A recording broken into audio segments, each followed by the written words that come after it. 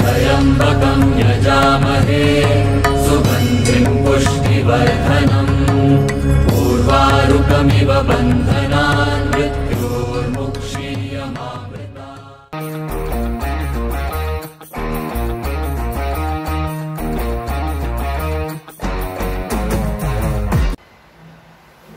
அனைவருக்கும் வணக்கம். GST audit due date வந்து 9 annual return 9C reconciliation statement for the financial year 2021க்கு due date வந்து 31/12/2021 அறிவிக்கப்பட்டிருக்கிறது. இப்போ அதை பற்றி சில கருத்துக்கள். இந்த கருத்துக்களை வந்து 3 பார்ட்டாக வீடியோவாக நாங்கள் வெளியிடுறோம். முதல் பார்ட்டில் இந்த GST 9C பற்றி அறிமுகம் மற்றும் அக்ரிகேட் டர்ன்ஓவர் எப்படி தீர்மானிப்பது என்பதை குறித்தும், பாகம் 2 பார்ட் 2 பார்ட் 2ல இன்புட் டேக்ஸ் கிரெடிட் மற்றும் பிளாக்டு கிரெடிட்டை பற்றியும், பாகம் 3 பார்ட் 3 அதில் வந்து ரிவர்ஸ் சார்ஜ் மெக்கானிசத்தையும் அவுட்வேர்ட் சப்ளை பற்றியும் வீடியோவாக வெளியிடுகிறோம். ஸோ இது வந்து GST ஆடிட்டை பற்றி ஒரு ஐடியா நமக்கு புரிதலை தரும். நன்றி, வணக்கம்.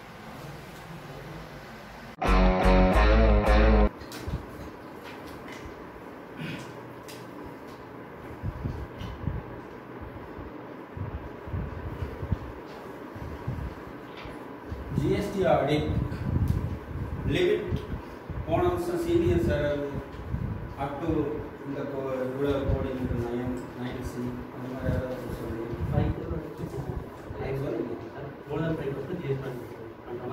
9 எது மட்டும் compulsory 9C more than 2 crores to 5 crores 9 compulsory. More than 2 crores to 5 crores. 2 to 5 crore GST and 9C யா 9 சரி. more than 5 crore 9C 9C அடுத்தது எக்ஸம்ஷன். ஒரு எக்ஸம்ஷன் இருக்கணும்ல, ஆப்ஷனல். சரி, இப்போ இன்கம் டாக்ஸ் ஆடிட் எடுத்துக்கோம். 44AB ஆடிட் எடுத்துக்கோம். Tax audit சொல்ல தெரியும், ஏன்னா சொல்ல முடியாது. 1 கோடியா இந்த 44AD இருந்தா 8% இருந்தா இருக்கும், இல்லை 10 கோடிக்குள்ள இருந்ததுன்னா 5% கேஷ் ரெசிப்ட் இருந்தா இருக்கும். ஸோ அந்த மாதிரி எப்பவுமே ஒரு சட்டம் இயற்றப்போ ஒரு பேசிக் எக்ஸம்ஷன் ஒன்று இருக்கும். இப்போ எப்படி நம்ம இன்கம் டேக்ஸ் ஆக்ட்ல இண்டிவிஜுவல்னா 2.5 lakh எக்ஸம்ஷன், ஸோ சீனியர் சிட்டிசன்னா 3 lakh எக்ஸம்ஷன். அந்த மாதிரி வரும் இது GST சட்டத்தில் அப் டு 2 crore மட்டும் எக்ஸம்ட். அப் டு 2 crore மட்டும். இந்த 2 crore அக்ரிகேட் டர்ன்ஓவர். அதனால அக்ரிகேட் டர்ன்ஓவர் நோட் பண்ணி வச்சுக்கோங்க. அக்ரிகேட் டர்ன்ஓவர் இது அடுத்து வர அக்ரிகேட் டர்ன்ஓவர். ஸோ 2 crore இதுல என்னன்னா எப்பவுமே நம்ம 2 crore இந்த மாதிரி அமௌண்ட் இந்த மாதிரி சொல்ல ஆக்ட்ல சொல்ல வர்றப்ப நம்ம என்ன பண்ணோம்னா 2 கோடிக்கு மேலையா 2 கோடி இன்க்ளூட் ஆகும் வருது இல்லையா. நம்ம எதுவும் படிக்கும்போது 2 crore 2 crore மட்டும் எக்ஸாம்பிளா இல்லைன்னா ஒரு நிமிஷம் நமக்கே சந்தேகம் வந்துடுது. ஸோ அப் டு 2 crore 2 கோடி, அந்த 2 கோடி அக்ரிகேட் டர்ன்ஓவர் அதை நோட் பண்ணிட்டு பின்னால் எக்ஸ்பிளைன் பண்ணுங்க. அப் டு 2 crore மட்டும் GST audit GST 9C file பண்ண வேண்டியது இல்லை. புரிஞ்சுதா? Point number 1, up to 2 crore மட்டும் GSTR 9 plus 9C 2 exempted. சரி சார், இது வந்து நாங்கள் வெப்சைட்ல போய் நாங்கள் டீப்பாக படிச்சுக்கணும், ஏதாவது நோட்டிஃபிகேஷன் ரெஃபரன்ஸ் சொல்லுங்க அப்படின்னு சொன்னால் இந்த அப் டு 2 crore இருக்கு இல்லையா, இந்த எக்ஸாம்பிள்ங்கிறது 31/2021 dated CT dated 37/21 31/2021 CT 37/2021 notification போனால் அதில் கிளீனாக aggregate turnover up to 2 crore மட்டும் இருந்தால் எக்ஸாம்ட் அப்படின்னு சொல்லி அந்த நோட்டிஃபிகேஷன் கிளியராக சொல்லணும். 2 கோடியா இல்லை 1 கோடியே 99 லட்சம் சொல்லுறேன். அப் to 2 crore. 2 crore aggregate turnover in a financial year. நம்ம பேசுற financial year எல்லாமே 2020-21 தான் பேசுறோம். 21-22 இன்னும் வரல. So up to 2 crore மட்டும் exam. aggregate up to 2 crore மட்டும் aggregate turnover இருந்து எக்ஸாம். புரியுது இல்லையா? So அடுத்தது இன்னொரு நோட்டிஃபிகேஷன் 30/2000. இந்த ரெண்டு நோட்டிஃபிகேஷன் மட்டும் கொஞ்சம் நல்லா நோட் பண்ணி வச்சுக்கோங்க. 30/2021, 31/2021. ரெண்டு நோட்டிஃபிகேஷன் முக்கியம். 31/2021 என்ன சொல்லுதுன்னா financial year 20-21 aggregate turnover up to 2 crore மட்டும் இருந்தா ஆனுவல் ரிட்டர்ன் ஃபைல் பண்ண வேண்டியதில்லை அப்படின்னு சொல்லுது. அப் டு 2 crore. Whereas 30/2021 இந்த நோட்டிஃபிகேஷன்ல rule number 80 rule number note பண்ணிக்கங்க. இந்த ரெண்டுமே மிக முக்கியம். ஏன்னா இதுக்கு தான் நான் ஒரு 15 நிமிஷம் ஸ்பெண்ட் பண்ண போறேன். இந்த டர்ன் ஓவர்ல நம்ம கரெக்டா கிறிஸ்டல் கிளியரா இருந்தா தான் ஒண்ணுக்கு 9 வேணுமா, ஒண்ணுக்கு 9+9C வேணுமா, இல்ல வெறும் 9 மட்டும் போதுமான்னு முடிவெடுக்க முடியும். புரியுது இல்லையா? அதனால இந்த ஆரம்பத்துல இந்த பாயிண்ட்ல நம்ம டைம் நிறைய ஸ்பெண்ட் பண்ணி இதை கரெக்டா புரிஞ்சா தான் அடுத்த ஸ்டேஜே நம்ம போக முடியும். ஸோ இதுல 30/2021 ரூல் நம்பர் 80 சப் ரூல் 3 இது என்ன சொல்றதுன்னா ரெஃபரன்ஸ் கொடுக்குறேன், அப்புறம் நீங்க டைம் கிடைக்கிறப்ப பார்த்துக்கோங்க. அக்ரிகேட் டர்ன்ஓவர் எக்ஸீட்ஸ் 5 crore 5 கோடிக்கு மேல 5 கோடி இல்ல எக்ஸீட்ஸ் 5 crore மேல போனா ரெகன்சிலியேஷன் ஸ்டேட்மெண்ட் இன் 9C ல ஃபைல் பண்ணுங்கன்னு சொல்றாங்க. ரெகன்சிலியேஷன் ஸ்டேட்மெண்ட் இன் 9C புரிஞ்சது இல்லையா? அப்போ ஃபர்ஸ்ட் வந்து 31/2021 அப் டு 2 crore அக்ரிகேட் டர்ன்ஓவர் இருந்தா எதுவுமே பண்ண வேண்டியது இல்லைன்னு சொல்லியாச்சு. 30/2021 ரூல் நம்பர் 80 சப் ரூல் 3 பிரகாரம் 5 கோடிக்கு மேல போனா 9C ஃபைல் பண்ணோம், ஆனுவல் ரிட்டர்னும் ஃபைல் பண்ணோம். சரி, annual return reconciliation statement confuse பண்ணல, 9 ஃபைல் பண்ணோம், 9C ஃபைல் பண்ணோம். 5 crore மேல போனோம். அப்போ இடையில என்ன ஒன்று சொல்லாம விட்டுருக்கு, up to 2 crore it's exempted. 9 வேண்டாம், 9C வேண்டாம். Exceeding 5 crore of the aggregate turnover 9 வேணும், 9C வேணும்னு சொல்லுது. இப்போ எது சொல்லாம விட்டுருக்கு? 2 crore to 5 crore. மறுபடியும் சொல்றேன், கரெக்டா? Yes, up to 2 crore. இப்ப சுருக்கமா நான் சொன்னதை சொன்னா up to 2 crore aggregate turnover up to 2 crore no 9 or 9C. ஆனா இதுல வந்து போன வருஷத்துக்கு இந்த வருஷத்துக்கு ஒரு ட்விஸ்ட் இருக்கு. சொல்லுங்க என்னன்னு அந்த நோட்டிஃபிகேஷன்ல ஆப்ஷனல் ஒரு ஆப்ஷன் இருக்கு சார். ஃபார் த இந்த நோட்டிஃபிகேஷன்ல என்ன ட்விஸ்ட்னு கேட்டா ஃபார் த இயர் எண்டட் 31/3/20 நம்ம ஏற்கனவே பார்த்து முடிச்ச ஜிஎஸ்டி ஆடிட் இருக்கு இல்லையா, அந்த பீரியடை பொறுத்தளவு அந்த பீரியட்ல இட் இஸ் ஆப்ஷனல் அப்படின்னு சொன்னாங்க. ஆப்ஷனல்னா என்ன? So articles period is optional or compulsory? Maybe optional sometime. So optional or compulsory? Optional na enna artham adukku vaarthai up to 2 crore annual return is optional அப்படினா நீ பிரியப்பட்டா பண்ணலாம், இல்லாட்டி வேண்டாம். கரெக்ட் தானே? It's optional. But up to 2 crore for the year ended 31/3/2021 it is exempt. What is the difference between exempt and optional? ஆப்ஷனல்னா பண்ணா பண்ணலாம், பண்ணலனால வேண்டாம். Correct தானே? எக்ஸம்ப்ட்னா என்ன அர்த்தம்? எக்ஸம்ப்ட் பண்ண வேண்டாம். கரெக்ட் தானே? அப்போ அப் டு 2 crore மட்டும் 31/3/2020 ல என்ன பொசிஷன்? பண்ணலாம், பண்ணாமலும் இருக்கலாம். இது ஒரு வேக் ஸ்டேட்மெண்ட். 31/3/2021 ல கிறிஸ்டல் கிளியரா 31/2021 என்ன சொல்லுது? சோ அப் டு 2 crore மட்டும் பண்ணலாமா வேண்டாமா? பண்ணா நல்லதா இல்லையா? பண்ண வேண்டாம்ங்கிறது ரைட். அடுத்த ட்விஸ்ட். சரி, இப்ப சப்போஸ் இல்ல ஃபீஸ் சப்போஸ் 2021ல சரி நீங்க 2021ல ஏதாவது எரர் ஜிஎஸ்டி ரிட்டர்ன்ல நடந்தா ஆனுவல் ரிட்டர்ன்ல ரெக்டிஃபை பண்ணுன்னு சொல்றீங்க. ஆனுவல் ரிட்டர்ன்ல 2 கோடிக்குள்ள இருந்தா பண்ண வேண்டாம்னு சொல்றீங்க. எப்படி ரிட்டர்ன் ரெக்டிஃபை பண்ணுங்க? கரெக்டா? என்னோட क्वेश्चन 2021ல 3Bல இருந்தா அடுத்த மாசம் ரெக்டிஃபை பண்ணலாம், இல்ல அடுத்த வருஷம் மட்டும் பண்ணிட்டு இருக்கலாம். அதுக்கு வர அடுத்த சப்ஜெக்ட். அப்போ ரெக்டிஃபிகேஷன் பண்றதுக்கு நமக்கு அடுத்த மந்த்லி ரிட்டர்ன் டைம் இருக்கு, இல்ல subsequent year monthly return time இருக்கு, இல்ல ஆனுவல் ரிட்டர்ன் டைம் இருக்கு. அப் டு 2 crore மட்டும் நீ ஆனுவல் ரிட்டர்ன் ஃபைல் பண்ண வேண்டாம்னா நான் எங்க போய் ரெக்டிஃபை பண்றேன்? கரெக்ட் தானே? நான் சொல்றது கரெக்டா? ரைட்டா இல்லையா? சோ அப்ப என்னன்னு கேட்டா எப்ப ரெக்டிஃபை பண்ணலாம்னா அப் டு 2 crore மட்டும் நம்ம மந்த்லி ரிட்டர்ன்லயே ரெக்டிஃபை பண்ணலாம். புரியுது இல்லையா? நம்ம மந்த்லி. அப்போ இப்போ இன்னொரு क्वेश्चन வருது. 2021ல ஒரு அவுட்வேர்ட் சப்ளை விட்டு போச்சு, ஒரு மிஸ்டேக் ஆச்சு. அதை ரெக்டிஃபை பண்றதுக்கு கால அளவு என்ன?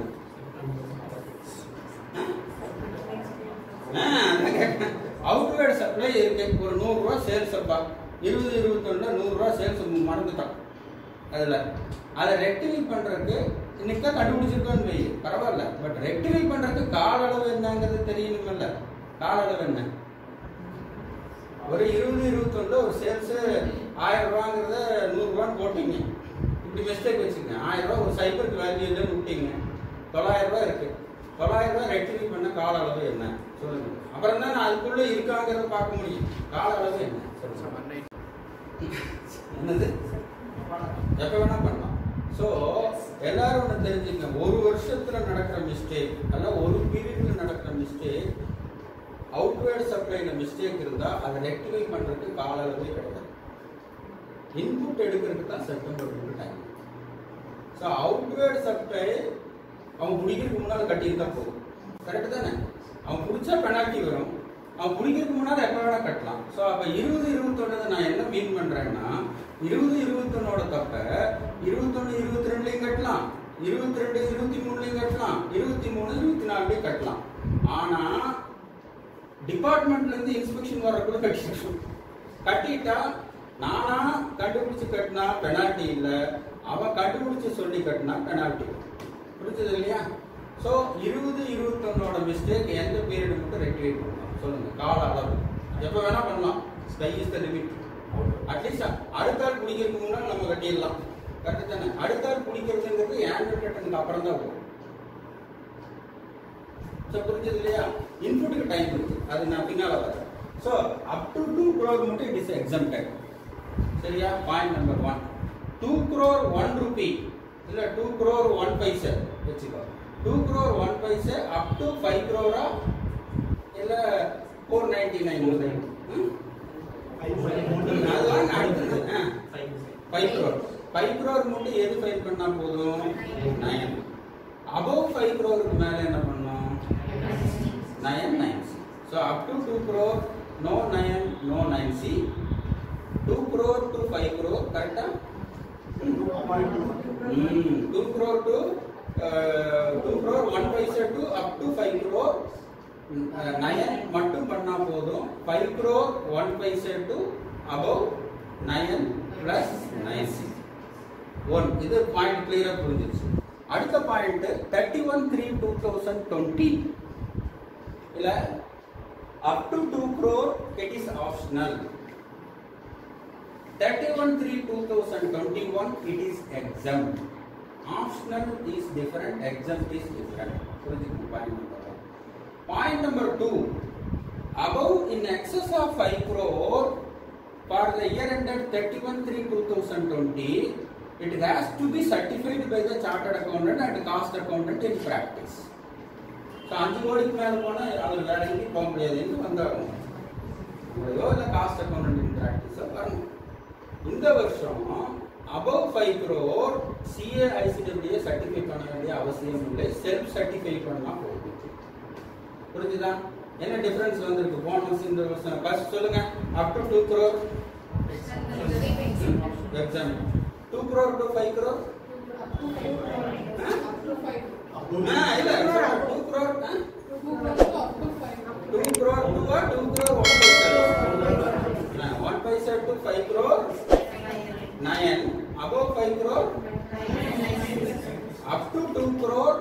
optional or exempt? Exempt. Above 5 crore, it has to be certified by the CA or ICWA or self-certified. புரிஞ்சுதா? சரி, அடுத்தது இப்போ இந்த பஞ்சாயத்து முடிஞ்சது. அடுத்த பஞ்சாயத்துக்கு வருவோமா? aggregate turnover. What is aggregate turnover? So அப்ப 20-21க்கு நீங்க பாக்குறதுக்கு preceding financial year இருக்க கூடாது. அந்த வருஷம் 2 crore 2 to 5 2 to 5 இல்ல 2 crore 1 paise அங்க நான் வச்சிருக்கேன். புரிஞ்சது இல்லையா? சோ அதுல கிளியரா இருக்கீங்கல்ல? இதுல புரிஞ்சுச்சு. அப்ப டர்ன்ஓவர் பஞ்சாயத்துக்கு போலாமா?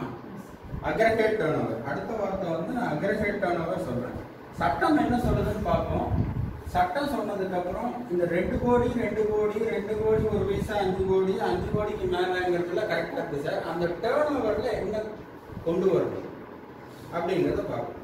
அக்ரிகேட் டர்ன்ஓவர் எதுல டிஃபைன் ஆயிருக்குன்னா section 2 subsection 6 CGST act 2 subsection 6 of the CGST.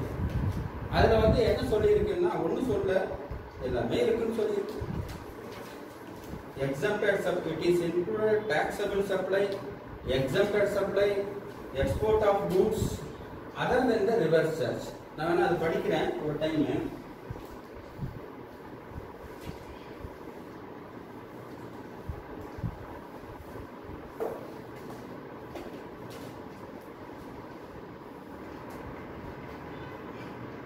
aggregate turnover means 2 subsection 6 அப்புறம் டீடைலா படிச்சுக்கங்க வெப்சைட்ல எல்லாம் இருக்குது. Aggregate turnover means aggregate value of the all taxable supply excluding inward supply on which reverse charge. அது reverse charge என்ன நான் explain பண்றேன். exempted supply, export of goods or service or both and interstate supply having same permanent account number. இதுல aggregate turnoverல நம்ம கவனிக்க வேண்டிய வார்த்தை என்னன்னா சேம் PAN நம்பர். அப்போ இந்த 2 கோடி 5 கோடி இதெல்லாம் நம்ம பேசிட்டு இருக்கோம். அது அக்ரிகேட் டர்ன்ஓவர்னா 2 சப்செக்ஷன் 6 டிஃபைன் பண்ணுது. ஒண்ணு. பாயிண்ட் நம்பர் 2 சப்செக்ஷன்ஸ் டிஃபைன் பண்ணாலும் ஒரு PAN நம்பர்ல இருக்கக்கூடிய எல்லா டர்ன்ஓவர் எடுத்துக்கணும். புரியுது இல்லையா? இப்போ உதாரணத்துக்கு இதை புரிய வைக்கிறதுக்கு தமிழ்நாட்டில் 1 கோடி ரூபாய் இருக்கு டர்ன்ஓவர் 1 crore வச்சுக்கோ.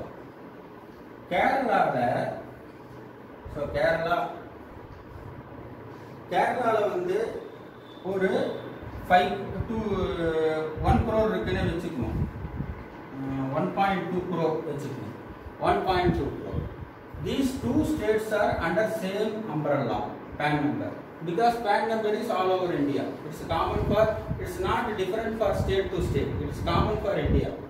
So உதாரணத்துக்கு 2 பிரான்ச் எடுத்துக்கிறேன். 2 பிரான்ச் எடுக்கக்கூடிய ஒரு சின்ன கன்சர்ன் எடுத்துக்கிறேன். இப்போ தமிழ்நாட்டில் ஒரு கோடி அக்ரிகேட் டர்ன்ஓவர் பண்ணியிருக்கோம். இதை பற்றி இன்னும் டிஸ்கஸ் பண்ணுவோம். கேரளாவில் 1.2 crore பண்ணியிருக்கோம். சரியா? இது ஒரு எக்ஸாம்பிள். இதுக்கு 9 வேணுமா வேண்டாமா? வேணும்.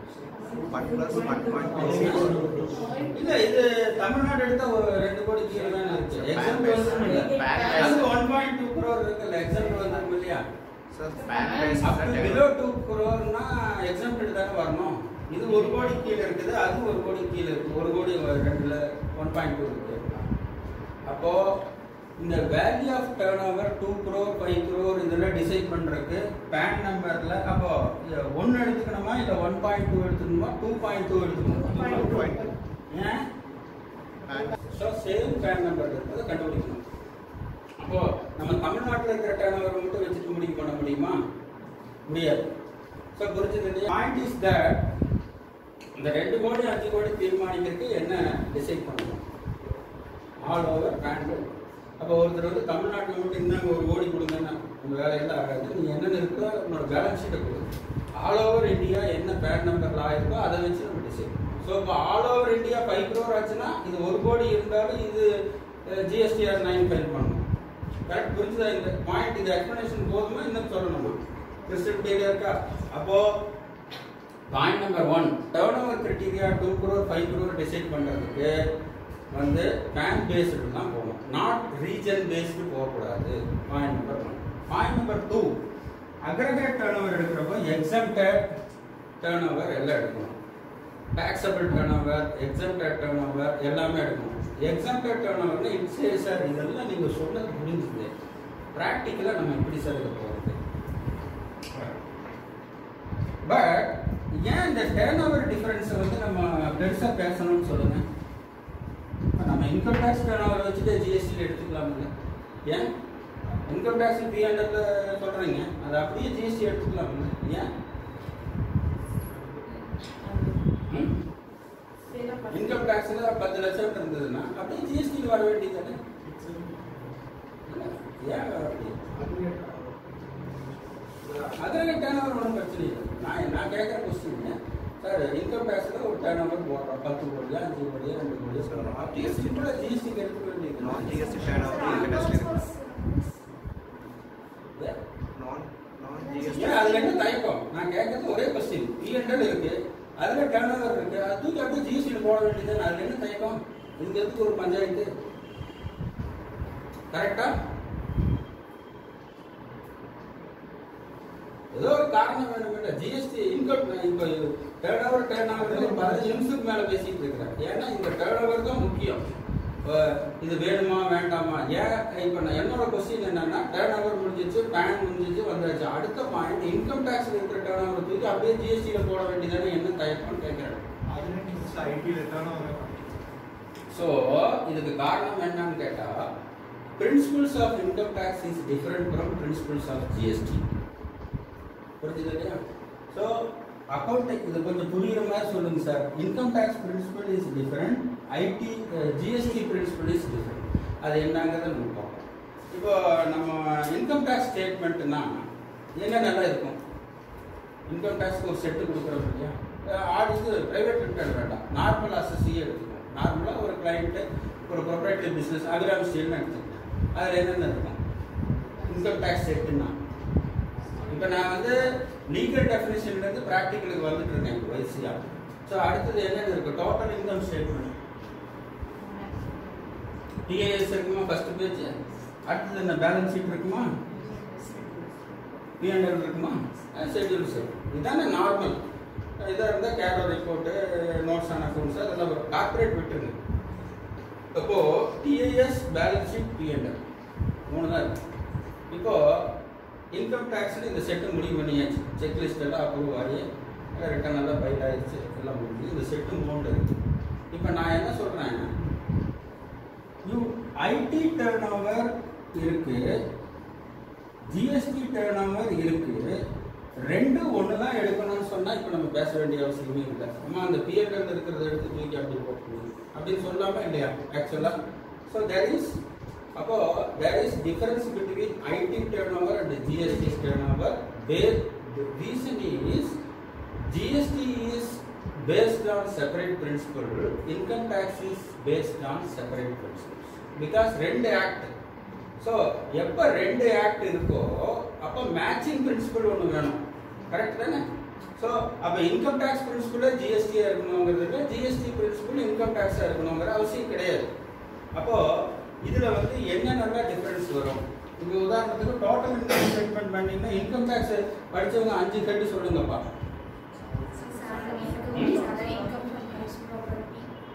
சேலரி சொல்லுங்க. அப்படியே சேலரிக்கு ஜிஎஸ்டி வருமா? ஃபர்ஸ்ட் டோட்டல் இன்கம் ஸ்டேட்மெண்ட்லேருந்து போவோமா? இப்போ சேலரிக்கு GST exempt or not. So அதை பற்றி நம்ம கண்டிப்பாக வேண்டியதில்லை. Because it is employee relationship, it is outside the scope of GST. Point number 1. அடுத்த கட்டு சொல்லுவோம். ஹவுஸ் ப்ராப்பர்ட்டி என்ன இருக்கும்? Residential property it is exempted GST, exempted supply. So RP, CP, commercial property. Residential supply, residential property is included in the GST turnover or not? It's not taxable. That is different. It is included or not? Residential property ஒரு வீடு வாடகை கூட்டம்னா என்ன போடுவோம்? இன்னும் குடியிருக்கிறதுக்கு இருக்குமோ இல்லாட்டி commercial போடுவோம். ரெண்டு தவிர வேறு என்ன வரப்போகுது? இல்லாட்டி நம்ம இருப்போம், அவ்வளோதான் இருக்க போகிறோம். So residential property is a supply under GST, but it is exempted supply under the 12/2017. புரிஞ்சது இல்லையா? So income tax is turnover. P&L account அதை எடுத்ததுல காமிக்கணும், இந்த கேபிட்டல் அக்கவுண்ட்ல கூட ரூட் பண்ணிருக்கலாம். கரெக்ட் தானே? So IT income from house ப்ராப்பர்ட்டியில 3 பாசிபிலிட்டி. ஒன்னு நம்மளே வெச்சுக்கலாம், இல்ல ரெசிடென்சியலா விடலாம், இல்ல கமர்ஷியலா விடலாம். சோ நம்மளே வெச்சிருந்தோம்னா it's treated as not supply under the GST act. GST ஆக்ட்ல ஆட் பண்ண வேண்டிய அவசியம் இல்லை. வாடகைக்கு விடும்போது ரெசிடென்சியல் ப்ராப்பர்ட்டியா இருந்தா it's treated as supply but exempted under section 12/2017. அப்ப residential property is considered as a supply or turnover under GST or not? It is not tax payable because of 12/2017. So it is also supply. Exempted supply போட்டுக்கலாமா? Commercial property சப்ளையா இல்லையானா ரெண்டு supply தான். Residential property is exempted supply, commercial property is a taxable supply. Next கேட்டு சொல்லுங்க, அடுத்த கேட்டு சொல்லுங்க. எல்லாம் 5 கேட்டு படிப்பீங்கல்ல, சொல்லுங்க. அதுல இருந்து வரேன் நான். அடுத்தது என்ன? பிசினஸ் தான் நம்ம அந்த டர்ன் ஓவர் எடுத்துக்கிறோம், அது பேச வேண்டாம். ஏன்னா அது P&L இருக்குது, அது அப்படியே எடுத்துக்கிறோம் இல்லை. So BGP also included in the profit and gains of business also GST turnover. It means turnover or it include turnover? Profit and gains. GST turnover include profit and gains of business. So, income tax turnover is a part of GST turnover. Correct? GST turnover not only include profit and gains of business, but also include other GST supply also. புரிஞ்சது இல்லையா? So, the scope of GST turnover is much more greater than the income tax turnover shown in the profit and loss. Correct? புரியுதா? புரியலையா? So you travel beyond that. So அப்போ profit and gain அடுத்து பேசுங்கப்பா. அடுத்து எப்படி சொல்லுங்க? capital gain. capital gain என்ன? நார்மலா sale of immovable property is treated as GST turnover or not?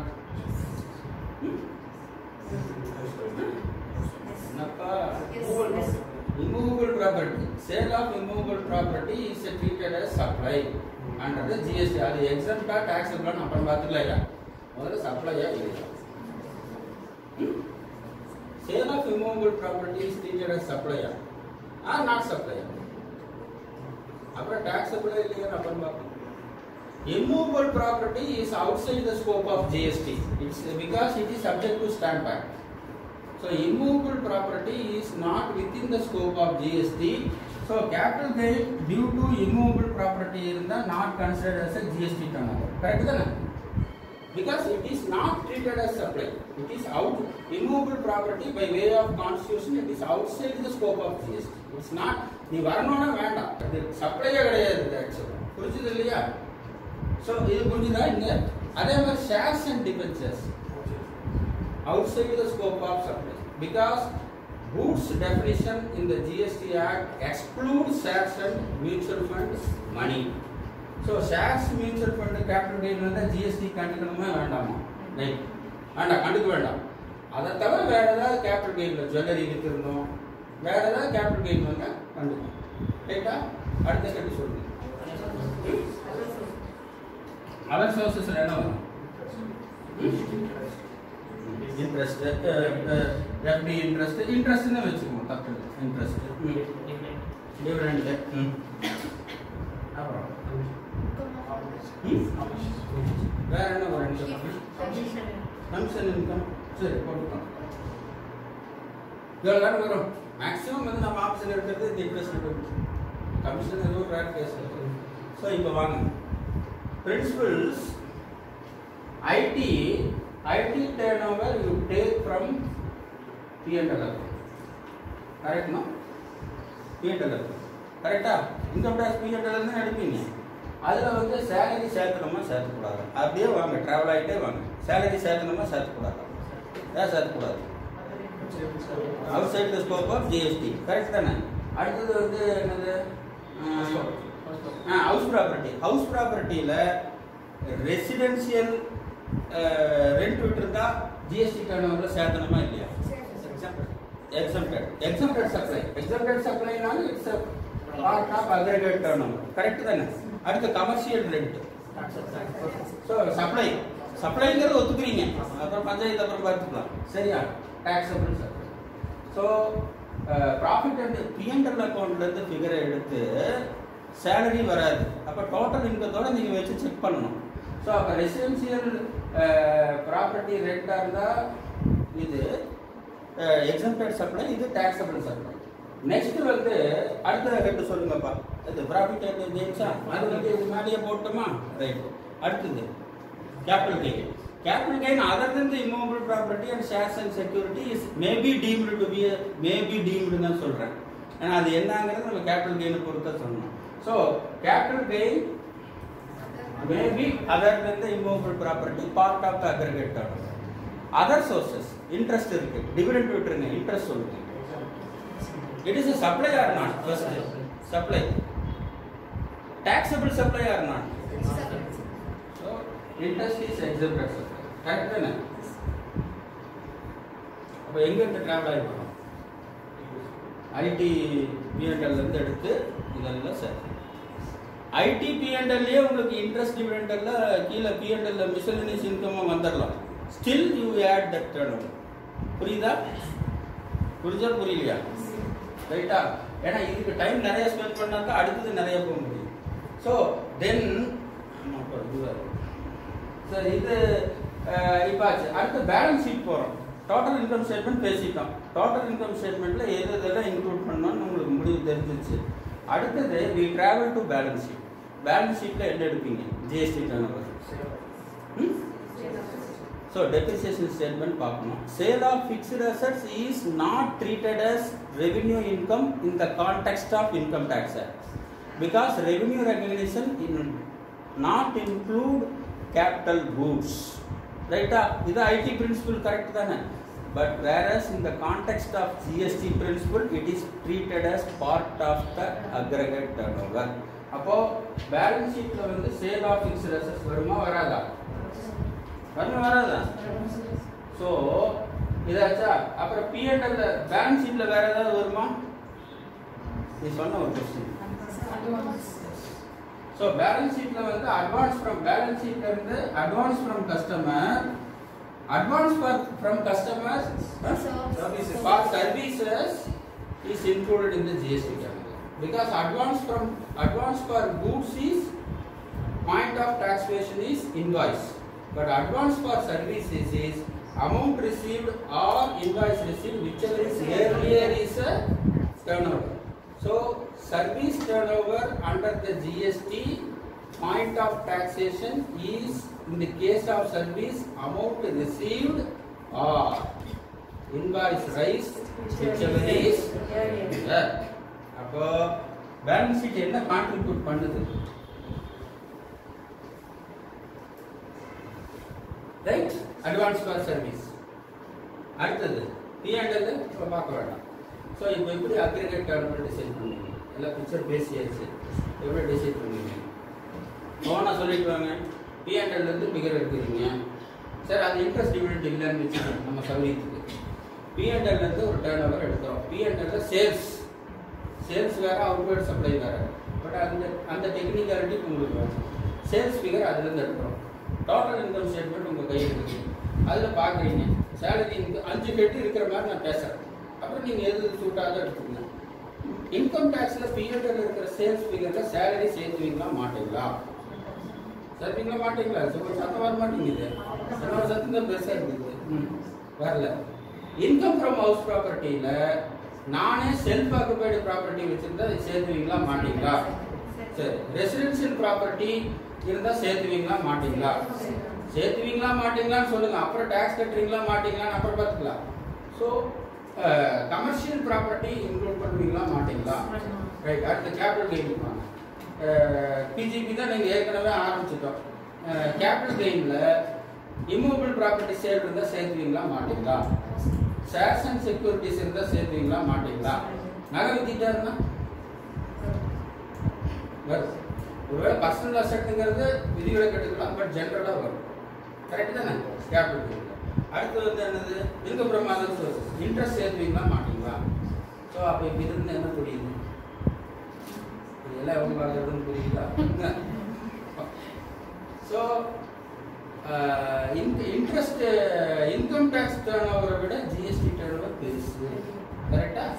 So அப்போ வந்து நம்ம வந்து இந்த 2 crore 5 crore 2 crore to 2 crore 1 paisa to 5 crore இதெல்லாம் பேசுறதுக்கு முன்னால இந்த டேர்ன் ஓவர் ஒரு எக்ஸல் ஷீட்டில் போட்டு டேர்ன் ஓவர் அப்படின்னு போட்டு ஆஸ் பர் P&L அக்கௌண்ட் இதெல்லாம் சேர்க்கணும். இல்லைன்னா கூட நில்லுன்னு போட்டுக்கங்க. Income from salary 0, income from house property self ஆக்குபைட்னா 0, ரெசிடென்சியல் ஹவுஸ் ப்ராப்பர்ட்டினா இருக்கு அப்படின்னு போட்டு வந்து இந்த டோட்டலாக ஜிஎஸ்டி டேர்ன் ஓவர் ஆகிடும். புரிஞ்சுதா இல்லையா? புரியல? இந்த மறுபடியும் எக்ஸ்பிளைன் பண்ணணுமா? இதில் கிளியராக இருக்கு. கிளியர். சரி, இது கடைசியாக என்ன முடிவு பண்ணீங்க? ஏன் இந்த வித்தியாசம்? Principles of income tax, principles of GST is different principles. இதில் இன்னொரு ப்ராப்ளம் இருக்கு. அக்கௌண்டிங் பிரின்சிபிள்ஸ்னு ஒன்று இருக்குது. அதை போட்டால் இன்னும் ஹிஸ்டரி மிக்ஸ் ஆகி போயிடும். அக்கௌண்டிங் பிரின்சிபிள்ஸ் என்ன சொல்றதுன்னா அது ஒரு ரூட்ல போகும். இப்போ டெப்ரிசியேஷன் வந்து கம்பெனி ஆக்ட்ல ஒன்று போகுது, இன்கம் டேக்ஸ்ல ஒன்று போகுது. ஸோ எப்பவுமே இந்த accounting principle versus income tax principle versus GST principle என்னைக்குமே மேட்ச் ஆகாது. நம்ம மேட்ச் பண்றதுக்கு தான் ரெகன்சிலியேஷன் ஸ்டேட்மெண்ட் போகும். புரிஞ்சது இல்லையா? That is why reason for 9C. 9C இஸ் a reconciliation statement. என்ன ஏன் ரெகன்சில் பண்ற? Income tax turnover GST turn over சொல்றதுன்னு வந்து சாதாரண நடைமுறைகள் இருந்தாலும் we reconcile the principal difference. புரிஞ்சது இல்லையா?